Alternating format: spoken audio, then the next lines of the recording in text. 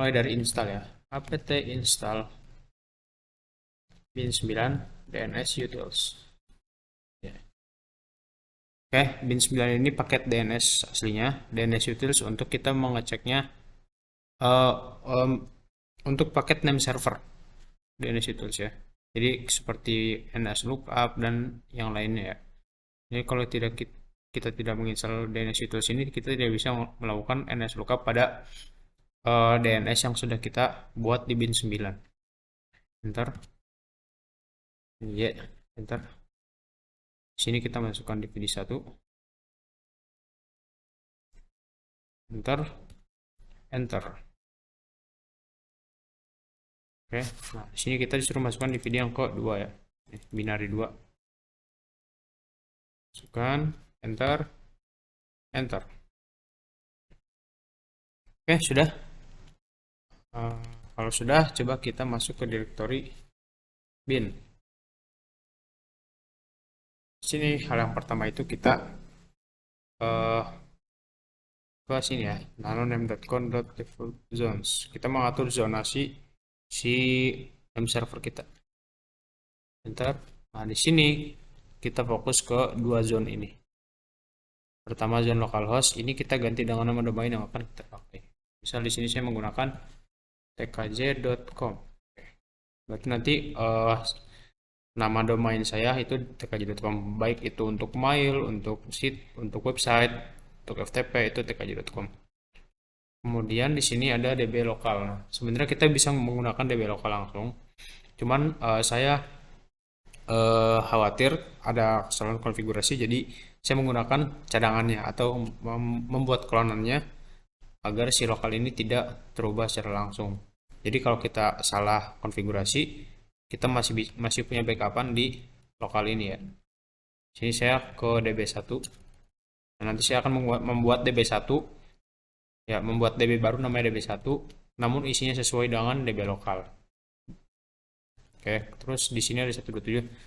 127 ini kita ini ya. Ini awalnya ada IP kelas A. Kenapa di sini 127? Karena IP ini, angka ini tuh yang ada di oktet pertama. Karena di IP kelas A itu net ID-nya adalah oktet yang paling pertama, makanya dia hanya ada satu angka doang. Ada satu oktet 127. Tapi jika kelas C, dia akan memiliki 3 net ID. Nah, karena IP kita kelas C, kita masukkan net ID-nya saja. Host ID-nya yang paling belakang tidak perlu. Nah, namun di sini aturannya itu ini ya, harus terbalik seperti ini. Jadi 192-nya di akhir, baru 168, baru 102 dibalik. Jadi bukan dari 192 ya, tapi dari 102. Terus di sini ada DB127 seperti yang di atas ya. Tadinya DB lokal saya ganti jadi DB1 supaya DB lokal tidak langsung terganti. Dan kalau kita salah konfigurasi, kita masih punya cadangan ya. Jadi saya menggunakan DB2. Save. Oke. Kemudian kita buat DB yang tadi ya. CP. DB apa yang ingin kita duplikasi. Pertama saya akan menduplikat DB lokal. Nah, kita duplikasi kemana? Nah, ke sini ya. Nih, ke zona yang TKJ ini. Kita akan duplikasi ke DB1. Enter. Kemudian, yang satu lagi adalah DB2. Kita duplikasi dari DB127. Nah, jika sudah seperti ini, berarti DB1 memiliki isi yang sama dengan DB lokal, DB2 memiliki isi yang sama dengan DB127. Nah, karena kita mencantumkan di zone ini DB1 dan DB2, maka konfigurasi yang akan dibaca itu berarti konfigurasi yang ada di DB1 dan DB2. Nah, oleh karena itu kita setting DB1 dan DB2-nya dulu. DB lokal dan 127 tidak perlu. Oke, DB1. Nah, di sini kita harus mengganti semua kata localhost ini mengganti menjadi domain kita. Nah, mungkin kalau manual agak susah ya. Di sini kita menggunakan tombol kombinasi. Pertama, nih ada where is ya. Di atas replace ini ada where is ctrl-w. Ctrl-w dia akan memiliki bar putih ini untuk mengetikkan kata yang ingin kita cari. Di sini kita ingin find and replace ya, kira-kira ya. Kayak kita nyari kata apa terus mau diganti dengan apa.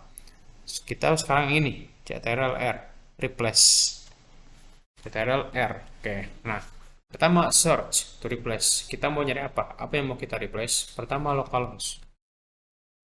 Localhost ini mau kita ganti katanya. Oke, enter. Nah, localhost ingin diganti menjadi apa? Berarti ketik domain kita, tkj.com. Ini menyesuaikan ya, tkj.com ini nggak harus dipakai. Kalau kalian punya domain sendiri silakan. Oke, enter. Nah, baru di sini al ya, biar kita nggak usah ngubah satu-satu.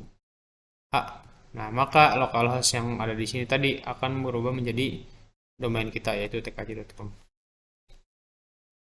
Terus di sini, oke. Di sini mungkin kalian hanya ikutin pola saya saja ya. Oke.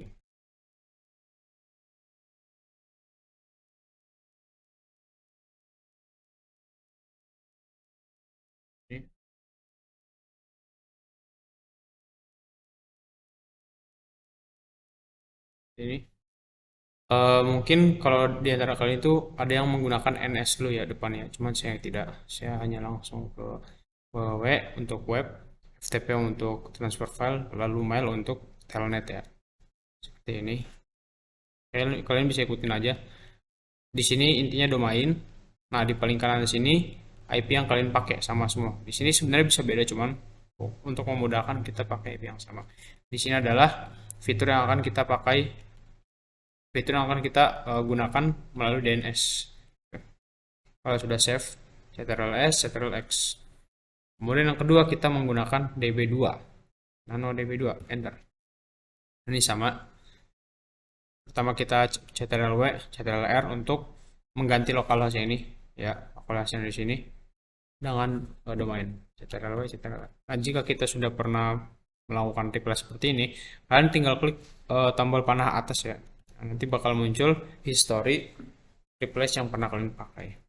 Localhost, enter. Nah, ini juga sama, klik atas tkj.com, enter al. Seperti ini. Oke, nah kemudian yang bawah sini kalian ikuti juga boleh ya. Ini adalah oktet terakhir dari IP kita. Kalau tadi di 127 itu kita ganti jadi 3 oktet pertama, di DB2 ini kita ganti jadi oktet terakhir, yaitu host ID.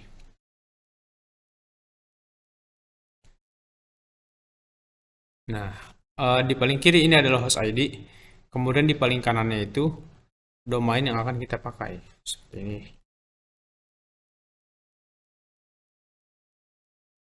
Ini ya, ini yang kita gunakan. Ini untuk web server, ini FTP, ini mail. Oke, bagian dua ini yang atas itu biarkan saja. Ini untuk domain biasa. Itu sudah save, ctrl-s, ctrl-x. Terakhir kita mengetikkan ini ya, nano etc. Nah, ini yang tadi saya di awal ya tadi ya, nano etc resolve.conf. Oke. Oh, ini ya server. Nah, ini server ini kita ubah ini ya, search itu nama domain kita tkj.com. Nama server yang pertama saya menggunakan IP Debian, yang kedua saya menggunakan IP Google. Oke, seperti ini. Sudah ya, IP Debian. Kalau sudah di save, ctrl-s, ctrl-x. Nah, kita coba restart ya.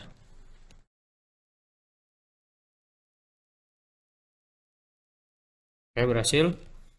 Kita mulai pengecekan nslookup. Nah, ini paket yang diambil dari DNS utils ya. Pertama kita nslookup domain kita dulu. Ini untuk mengecek name server apa saja yang tercantum di domain kita.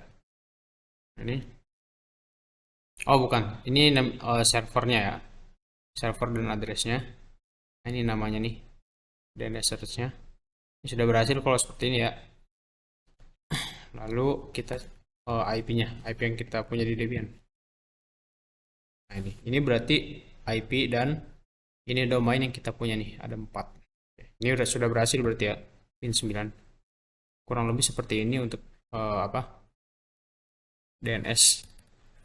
Kemudian di sini kita cd dulu ya untuk menghapus direktori yang kita pakai sekarang. bukan menghapus, kita keluar dari directory yang kita pakai. Udah. Lalu apa di sini? Oke. Nah, ini sebenarnya saya salah ya. Saya menggunakan FTP. Sebenarnya tidak apa-apa. Cuman saya akan membuat mungkin FTP dan yang lainnya itu di konfigurasi yang lain ya nanti. Tuh. Oh, gini. Oke, Oke, saya berarti nggak apa-apa lah. Sampai WordPress berarti. Oke, kita mulai di FTP. Kita mulai FTP. pt install ftpd enter. Ini sebenarnya tidak perlu di Y atau N, kalian bisa enter saja langsung ya. Enter. Nah, lihat di sini ada dpkg. Biasanya ini saya indikasikan sebagai error. Ya, caranya adalah cara mengatasinya ya. Saya biasanya menggunakan apt spasi min fix min broken install. Ini enter. Nah, ini untuk mengecek atau memulihkan paket yang korup, yang tidak terlalu korup ya, maksudnya masih bisa diamankan. Hanya ini dia bingung paket ini tuh ada di DVD mana gitu. Kita pakai perintah ini untuk mengecek di DVD lain. Enter, enter. Dia nanti akan minta DVD 1. Klik, force, enter. Nah, berhasil lah hilang dpkg-nya. Kalau sudah seperti ini, kita tinggal konfigurasi FTP. Pertama, kalian buat directory yang namanya /home share. Ini, oke, enter. Kemudian kalian chmod